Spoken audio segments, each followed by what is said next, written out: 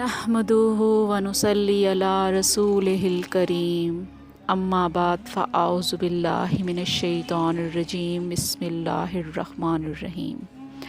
Medina वज़ाइफ के प्यारे बहन भाइयों, अस्सलामु अलैकुम व रहमतुल्लाहि व बरकातुहू।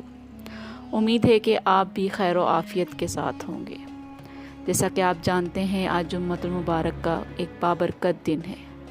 जुम्मे के दिन की अगर फ़जीलत के बारे में बात की जाए तो हमारे प्यारे नबी सल्लल्लाहु अलैहि वसल्लम ने फ़रमाया, इन दिनों में से बेहतरीन दिन जिनमें सूरज निकलता है जुम्मे का दिन है।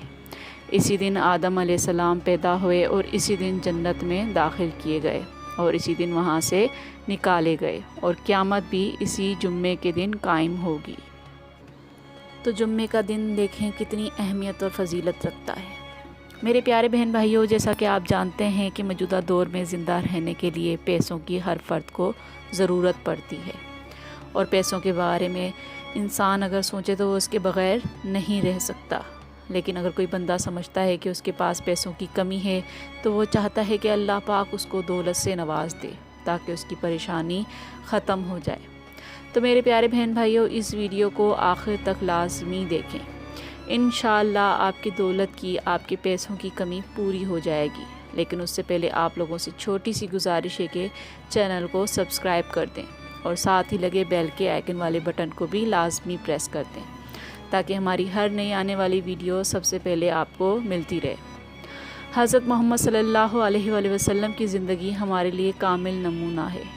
कभी फुर्सत निकाल कर प्यारे नबी सल्लल्लाहु अलैहि वसल्लम की ज़िंदगी का मुताला करके तो देखें, आपकी आंखें खुल जाएंगी कि कैसे किस किस दिन आपके घर चूल्हा तक नहीं जलता था।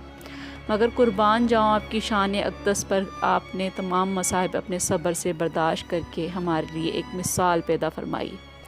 अगर हम इस बात को ही अपनी अक्ल में ले आएँ तो हमारे काफ़ी सारे मसाइल मिनटों में हल हो सकते हैं।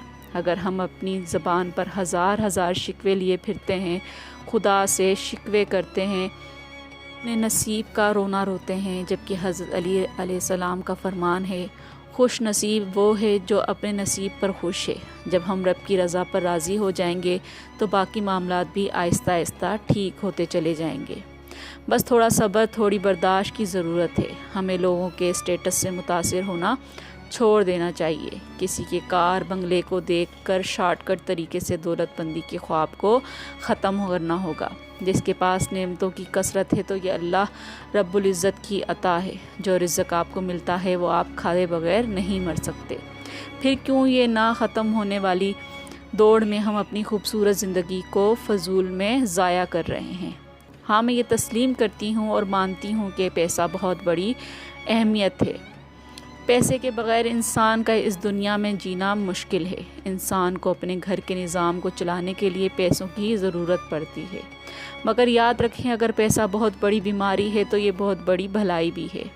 ये तो आप पर मुनहसर करता है कि आप अपने पैसों को कहाँ कहाँ खर्च करते हैं। अगर सदका खैरात कर रहे हैं, लोगों की मदद कर रहे हैं, रियाकारी से हटकर गरीबों की रोज़ी रोटी का बंदोबस्त कर रहे हैं, गरीब बच्चियों की शादी का खर्च उठा रहे हैं, यतीमों मस्कीनों का आसरा बन रहे हैं, तो यही पैसा खुशबख्ती है।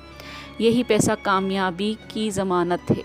यही पैसा आपके बेचैन दिल का करार है। मेरे प्यारे नाज़रीन, हकीकी कामयाबी इंसान के दिल से फूटती है।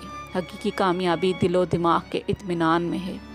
किसी का बहुत ज़्यादा दौलतमंद हो जाना या किसी को आला ओहदा मिल जाना किसी काबिलियत की बुनियाद पर नहीं मिलता, बल्कि ये अल्लाह करीम का फ़ज़्ल व करम होता है, जिसे चाहे अता करे और जिसे चाहे ना। इसलिए हमें परेशान नहीं होना चाहिए। वो मालिक, वो पाक ज़ात अपने फ़ज़्ल से जिसको चाहे जो कुछ मर्ज़ी अता कर दे। ये हमारे इख्तियार में नहीं है। लिहाजा कामयाबी के पीछे मत भागो, बल्कि अपने आप को ऐसा इंसान बनाएं कि लोग आपकी तर्ज़ ज़िंदगी से कामयाबी के असूल परखें।